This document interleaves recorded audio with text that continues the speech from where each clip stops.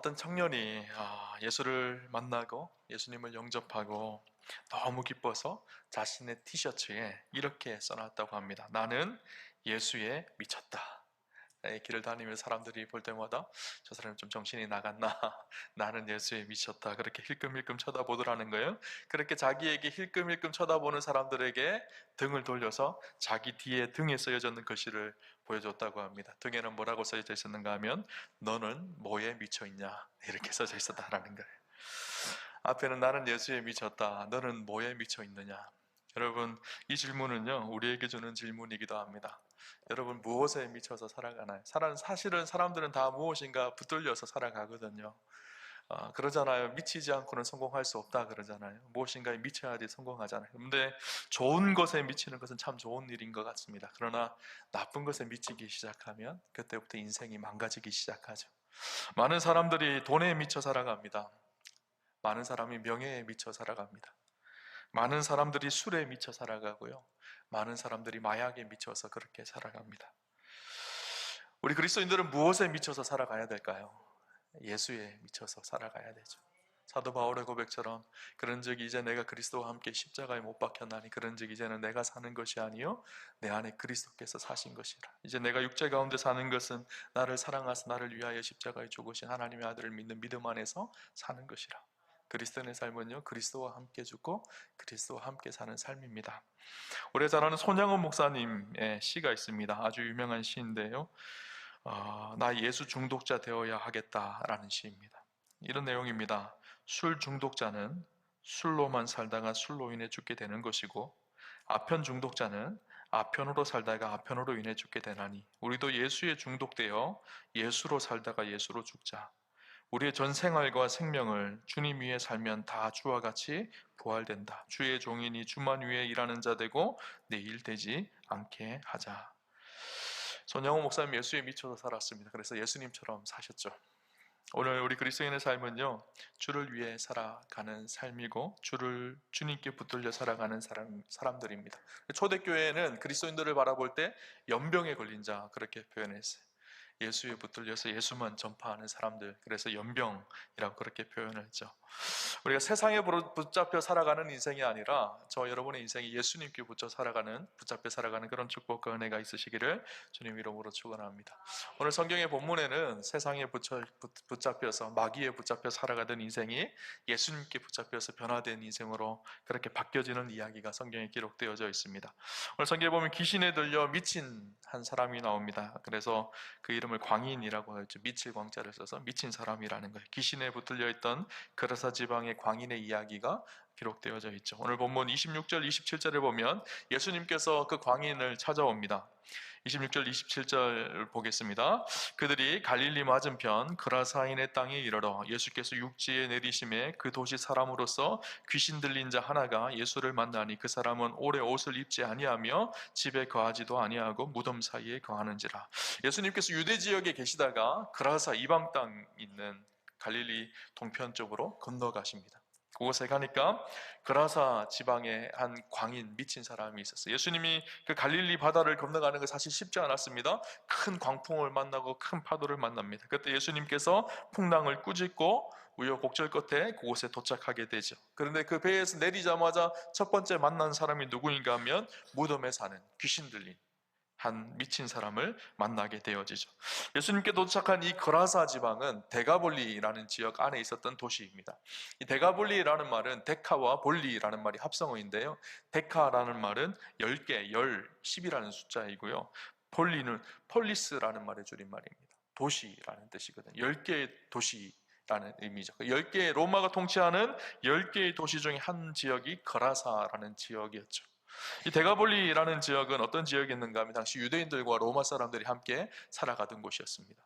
유대인들이 로마인들과 잘 야합을 해서 로마로부터 경제적 부유함을 누리며 살았던 곳이기도 하고, 그라사 지방은 가난한 자와 부유한 자 사이의 신분의 격차도 굉장히 심했던 지역이라고 합니다. 그래서 상대적으로 약자들이 고통을 당하고 어려움을 당하는 그런 지역이었고요. 예수님 당시는 이 지역에 로마 군대가 주둔하고 있었습니다. 그래서 모든 것이 로마의 중심이 되어서 로마처럼 살아갔던 도시입니다. 오늘 보면 32절 33절에 보면 돼지떼 이야기가 나옵니다.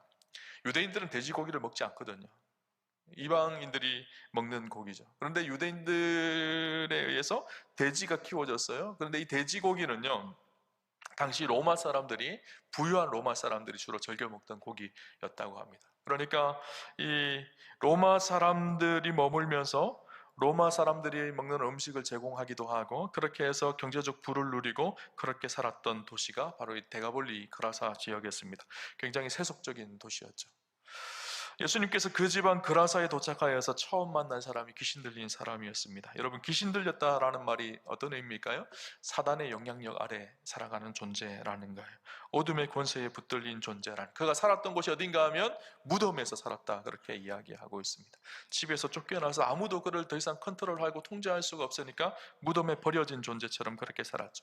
무덤에서 살았던, 무덤은 죽은 사람이 묻히는 곳이 무덤이잖아요.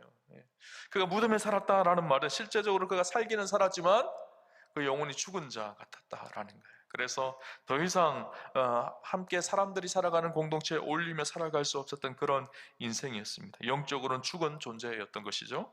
그리고 오늘 본문을 계속 보면요, 8장 29절에 이렇게 기록합니다. 이는 예수께서 이미 더러운 귀신을 명하사 그 사람에게서 나오라 하셨습니다. 귀신이 가끔 그 사람을 붙잡음으로 그를 쇠사슬과 고랑에 매어 지켰으되 그 맨 것을 끊고 귀신에게 몰려 광야로 나갔더라. 귀신이 그 사람을 붙잡았다라는 거예요. 귀신의 영향력 아래 살았던 거예요. 그래서 그의 삶이 쇠사슬로 묶기도 하고 고랑으로 묶기도 했지만, 그것을 어디서 나온 힘인지 모르겠지만 초자연적인 힘으로 그것을 끊어내고 도무지 통제되어지지 않고 제어되지 않는 인생이었다라는 것을 이야기하고 있죠. 예수님께서 그에게 이름을 물으십니다. 8장 30절에 보니까 예수께서 내 이름이 무엇이냐 물으신즉 이르되 군대라 하니 이는 많은 귀신이 들렸습니다. 이름이 무엇이냐 물으면 자기 이름을 이야기해야 되잖아요. 그런데 군대라고 합니다. 무슨 말일까요? 자기의 정체성이 더 이상 없다라는 거예요. 인간으로서의 자기의 존엄성과 정체성이 더 이상 없다라는 것을 이야기하고 그 이름을 군대라고 합니다. 군대라는 말이 헬라어로 레기온이라는 단어로 기록되어 있는데, 이 레기온이라는 로마 군대의 보병 사단을 말합니다. 약 6천 명 정도 되는 사단을 의미합니다. 그러니까 많은 귀신이 들렸다라는 거예요. 그 말 속에는 상당한 힘과 권세에 눌려서 더 이상 회복되지 않는, 더 이상 인간으로서의 존엄과 하나님의 형상의 모습은 보이지 않는, 그런 완전히 영혼이 파괴되어진 그런 인간이라는 것을 이야기해주고 있죠. 같은 내용의 마가복음을 보면요, 그는 스스로 자기의 몸을 상하게 하고 자해를 한다고 기록을 하고 있습니다. 여러분, 사단이 하는 일이 무슨 일일까요? 멸망하고 죽이는 일이죠. 그래서 요한복음 10장 10절에는 이렇게 얘기합니다. 도둑이 오는 것은 도둑질하고 죽이고 멸망시키려는 것뿐이요, 내가 온 것은 양으로 생명을 얻게 하고 더 풍성히 얻게 하려는 것이라. 예수님이 오신 이유는 양으로 우리로 생명을 얻게 하시는 것이 예수님이 이 땅에 오신 이유입니다. 그러나 도둑이 온 것은, 사단이 온 것은 도둑질하고 죽이고 멸망시키는 것이라고 이야기를 하고 있죠. 사단은요, 귀신은요, 죽이고 멸망하게 합니다. 멸망의 길에서 죽음으로 그 인생을 끝내게 하는 것, 이것이 사단의 목적이죠. 사실 이 데가볼리 지역의 거라사의 이 귀신 들린 사람의 이야기는요, 이 한 사람의 이야기만을 의미하는 것이 아닙니다. 거라사와 데가볼리, 세속적인 도시를 통치하는 사단의 권세의 모습이 어떤 모습인지를 우리에게 보여주고 있고, 사단의 권세 아래 살아가는 인생이 가장 추하고 연약한 민낯의 모습이 그대로 드러나는 사건이 바로 이 사건이죠.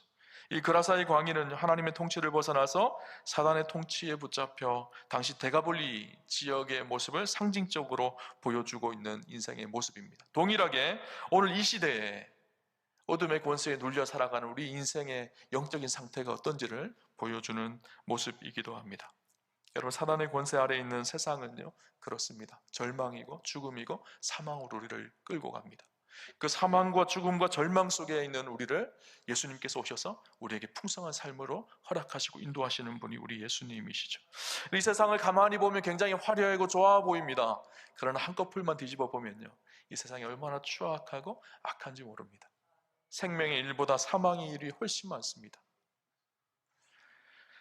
여러분, 아직도 전 세계 인구가 70억 정도라고 하는데요, 70억 인구의 3분의 1은요 비근에 시달리고 살아가고 있습니다. 반대편에서는 자기의 부유함과 풍요함을 채우기 위해서 부유하게 화려하게 살아가지만, 반대편에서는요 수많은 사람들이 기근에 죽어가고 있습니다. 70억 명 중에 10억 명은요 극도의 기근, 절대 빈곤의 상태에 있다고 합니다. 하루아침에 어떻게 내가 죽을지 살지 모르는 그런 인생이요 10억이 넘는다고 합니다.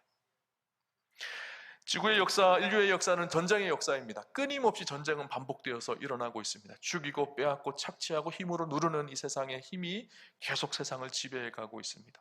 러시아와 우크라이나 사이의 전쟁, 또 이스라엘과 하마스 사이의 전쟁 금방 끝날 것 같지만 끝나지 않습니다. 왜 그럴까요? 그 속에 담겨있는 인간의 탐욕과 욕심이 담겨져 있기 때문이죠.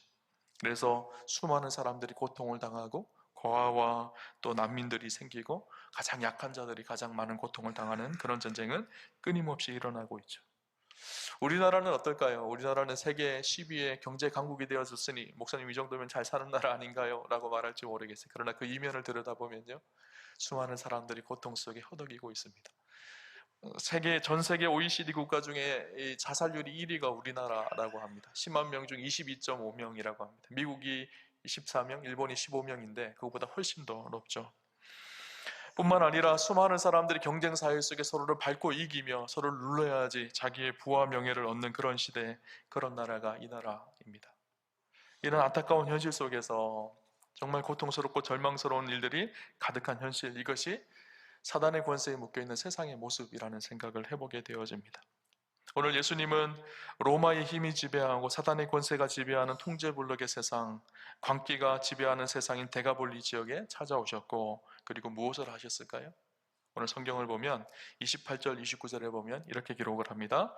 예수를 보고 부르짖으며 그 앞에 엎드려 큰 소리로 불러 이르되 지극히 높으신 하나님의 아들 예수여, 당신이 나와 무슨 상관이 있나이까? 당신께 구하노니 나를 괴롭게 하지 마옵소서. 이는 예수께서 이미 더러운 귀신을 명하사 그 사람에게서 나오라 하셨습니다. 예수님이 어떻게 하셨죠? 어둠에 묶여있는 사단의 권세에 묶여있는 그를 향해서 사단아 나와라 그렇게 선포하시죠. 그에게 하나님 나라를 선포하고 있습니다. 귀신은 예수님께 그렇게 말합니다. 지극히 높으신 하나님의 아들 예수여. 귀신은 예수님이 누구신지를 정확하게 알고 있죠. 그리고 말합니다. 당신이 나와 무슨 상관이 있습니까? 당신께 구하오니 나를 괴롭게 하지 마십시오. 이 말의 의미는 이런 의미가 담겨져 있죠. 여기는 내 영역이니 더 이상 예수님 이곳에 침범하지 마셔서 나를 괴롭게 하지 마십시오. 예수님 떠나십시오. 그렇게 담겨져 있는 말입니다. 사단은요 자기의 영역을 만들어 놓습니다. 어둠의 권세에 묶여있는 한 인간을 붙듭니다. 어둠의 권세에 한 가정을 붙듭니다. 그 어둠의 영역에, 사단의 영역에 복음이 들어오지 못하게 합니다. 하나님 나라가 선포되지 못하게 합니다. 그래서 그렇게 어둠에 갇혀서 절망에 갇혀서 결국 멸망의 길로 끌고 가려고 하는 것이 사단의 전략이죠. 사단은 그렇게 선포합니다. 여기는 내 영역입니다. 오지 마십시오. 이 가정은 내 영역입니다. 들어오지 마십시오. 이 지역은 내가 다스리고 있습니다. 예수님은 들어오지 마십시오. 이 땅은 세상 나라입니다. 하나님 나라는 안 됩니다. 그렇게 선포하죠. 세상은 우리가 살고 있는 곳곳에 사단의 깃발을 꽂고 그곳에 사단이 통치하고 다스리고 있으니 상관하지 말라고 그렇게 이야기합니다. 우리가 이런 이야기를 들으면 어때야 될까요? 가슴에 피가 거꾸로 솟아올라야 돼요. 그죠? 어둠에 묶여있고 세상의 권세에 묶여있고 사단의 권세에 묶여있는 이곳에 하나님 나라를 선포하고 복음을 선포하고 하나님 나라를 이루어가는 사람들이 그리스도인이고 교회가 해야 될 사명인 것이죠. 오늘 예수님께서 그 사람을 꾸짖어서 그 사람에게 나오라 그렇게 선포하십니다. 귀신에게 묶였던 그에게 하나님 나라를 선포하고 계시고 그러자 그 귀신이 이렇게 반응합니다. 32절 33절 말씀입니다. 마침 그곳에 많은 돼지떼가 산에서 먹고 있는지라 귀신들이 그 돼지들에게 들어가게 허락하심을 간구하니 이에 허락하시니 귀신들이 그 사람에게서 나와 돼지에게로 들어가니 그때가 비탈로 내리다라 호수에 들어가 몰사하더니 귀신이요 예수님을 정확하게 알아봤죠. 그리고 예수님께 부탁하는 우리가 저 돼지떼에 들어가게 해주십시오. 마가복음에 보니까 그 돼지떼가 2,000마리 정도 된다는 거예요. 그 돼지떼에 들어가게 해주십시오. 그러니까 그 돼지떼에 들어간 이 귀신들이 어떻게 되죠? 비탈로 막 내는 돼지들이 발작을 일으키고 비탈로 굴러떨어져서 갈릴리 호수, 갈릴리 바다에 빠져서 몰사당하게 되어지죠. 누가복음에는 호수라고 기록을 하고 있는데 마가복음에는요 의도적으로 바다라는 표현을 쓰고 있습니다. 갈릴리 바다라는 표현을 쓰고 있거든요. 이 이미지 하면 생각나는 모습이 없나요, 여러분? 이 이미지는 어떤 이미지인가 하면요, 출애굽기에 하나님에 대항했던 애굽의 군사들이 홍해에 빠져 죽는 그 이미지와 똑같은 이미지예요. 그죠? 하나님에 대항하고 하나님에 저항하던 애굽의 군사들이 이스라엘 백성들을 따라오다가 홍해에 빠져서 몰사당하죠. 마찬가지로 하나님에 대항하는 사탄의 군사들이 바다에 빠져서 멸망하고 파멸하게 되어집니다. 이것이 무엇을 의미하는 걸까요? 오늘 본문 속에는 이 사단의 실제가 무엇이고 사단의 목적이 무엇인지를 우리에게 보여주는 반면에 또 한 것을 보여주는데 그것이 무엇인가 하면 사단의 미래의 운명이 어떻게 되는지를 보여주고 있어요. 사단의 권세는 사단이 하는 일은 무슨 일일까요? 우리를 죽이고 멸망하는 일입니다. 그러나 예수 앞에서 사단은 패배와 멸망의 길을 가게 되어져 있습니다. 궁극적으로 하나님 나라는 왕성해지지만 사단의 권세는 꺾여지고 예수 앞에서 멸망당한다라는 것을 보여주고 있는 말씀이기도 하죠. 여러분, 사탄은 사람들을 도적질하고 죽이고 멸망시키려는 것이 목적입니다. 그럼 우리 하나님의 아들 예수님은 이 땅에 오셔서 우리로 풍성한 삶을 살기를 원하시는 것이 우리 예수님의 뜻이죠. 사단은 그라사 광인을 멸망시키려 했지만 그라사 광인은 예수님 앞에서 풍성한 삶을 얻고 귀신은 오히려 스스로 멸망의 길로 치닫게 되어집니다. 그리고 나서 어떤 일이 일어났을까요? 오늘 34절 35절 말씀 같이 보겠습니다. 치던 자들이 그 이루어진 일을 보고 도망하여 성내와 마을에 알리니 사람들이 그 이루어진 일을 보러 나와서 예수께 이르러 귀신 나간 사람이 옷을 입고 정신이 온전하여 예수의 발치에 앉아 있는 것을 보고 두려워하거늘. 돼지를 치던 사람들이 깜짝 놀라서 마을로 막 뛰어들어갑니다. 그리고 사람들에게 우리 돼지가 몰살당한 일, 예수님이 행하신 일들을 막 이야기를 해. 그래서 사람들이 막 다 예수님께로 뛰어왔어요. 그것을 보니까 그 미친 무덤가에 미쳤던 그 사람이 예수님 앞에 발 앞에 함께 앉아 있는 거예요. 멀쩡한 옷을 입고 온전하게 되어져서 변화된 모습으로 그곳에 있게 되어지죠. 사람들이 다 깜짝 놀랍니다. 그래서 오늘 성경에 뭐라고 있죠? 그것을 보고 두려워하였다, 그렇게 이야기하고 있어요. 여러분, 이렇게 되어지면 이후에 어떤 일이 일어나야 될까요?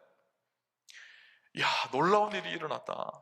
저 미친 사람, 아무도 통제하지 못했던 저 귀신 들린 사람이 치료되어졌구나. 할렐루야. 도대체 예수님이 누구신가? 예수님 우리 마을에 모시자. 그래서 예수님의 말씀도 듣고 함께 잔치를 베푸고 그가 회복되어진 것 때문에 함께 기뻐하고 함께 감사하고 즐거워해야 되는 것이 정상이잖아요, 그죠?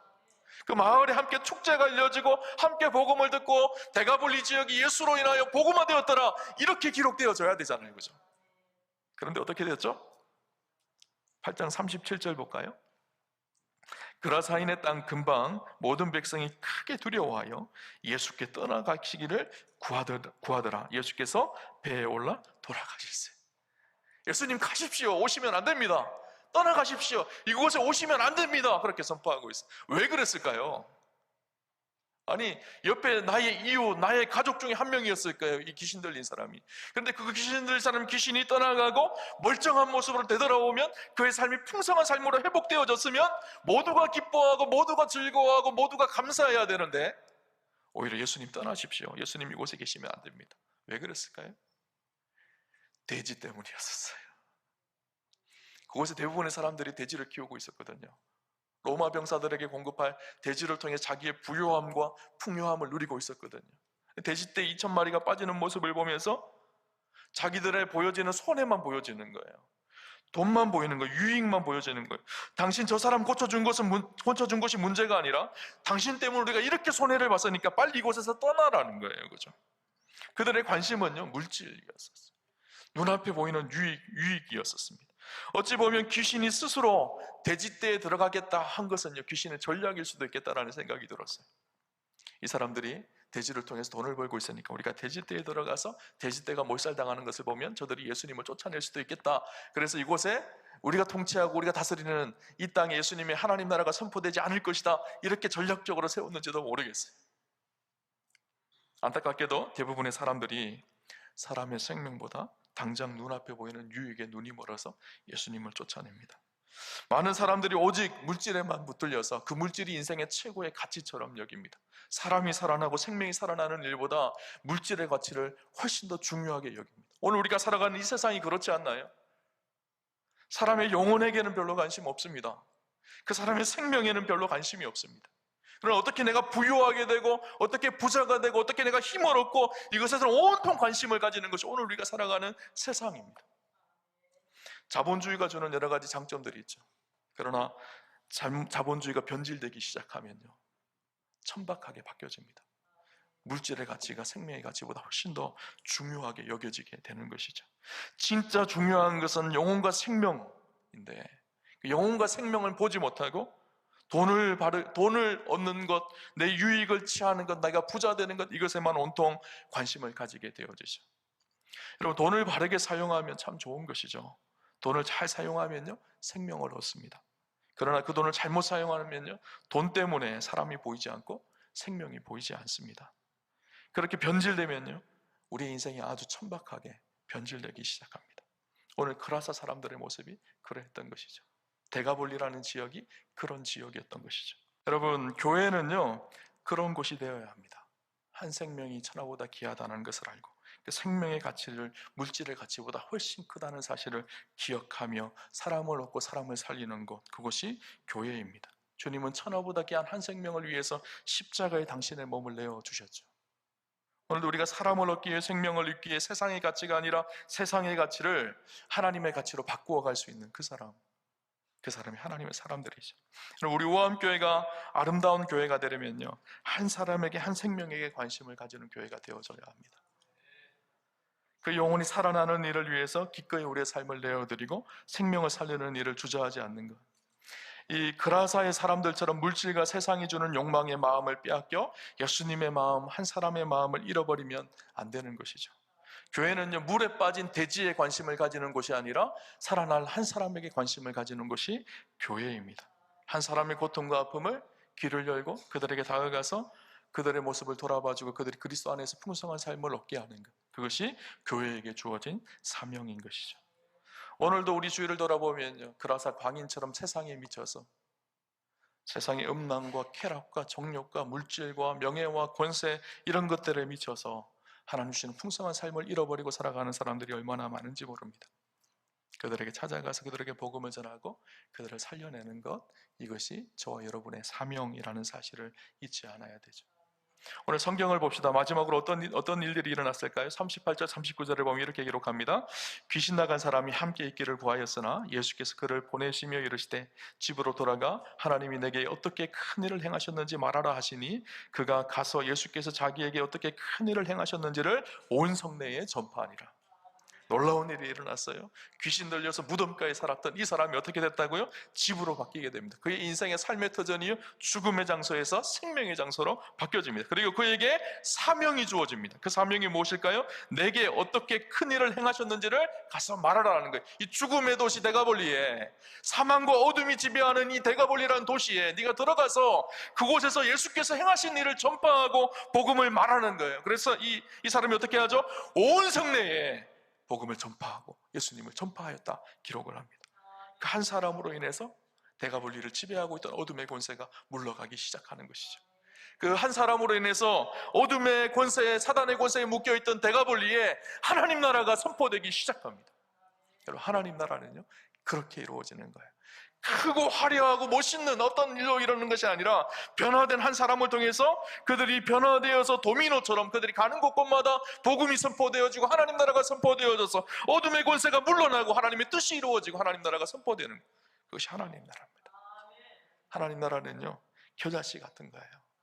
겨자씨 같은 작은 것이지만 그 겨자씨가 심기어져서 놀라운 폭발적인 일들이 이루어져서 그것이 장강대해가 되는 거예요. 여러분, 장강대해의 의미 아시죠? 큰 강과 큰 바다가 되는 거예요.